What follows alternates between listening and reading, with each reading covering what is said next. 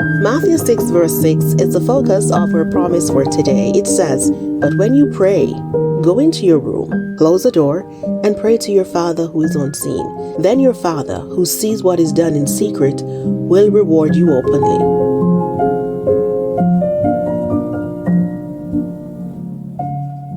The promise this morning reminds us of the importance of carving out space and time for God in our lives. It's in the stillness of prayer that we can truly connect with God and experience His presence in a profound way.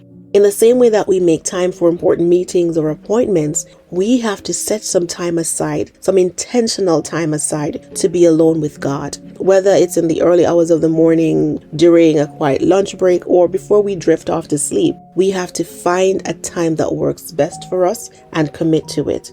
It's also good for us to create this sacred space for prayer. It can be as simple as a corner of your room or a cozy spot in your backyard. The key is to find a place where you can be still and undisturbed. And what this does is that it allows you to fully immerse in prayer and communion with God.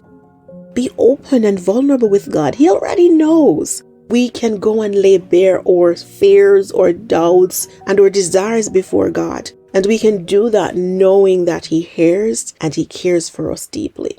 And when we do that in secret, when we take the time to spend with God, He says, "I will reward you openly."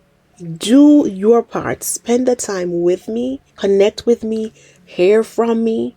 And when you do that, I will take care of the rest. My prayer and my hope is that if you haven't been intentional about talking to God, praying to God, you will be inspired to do so starting today.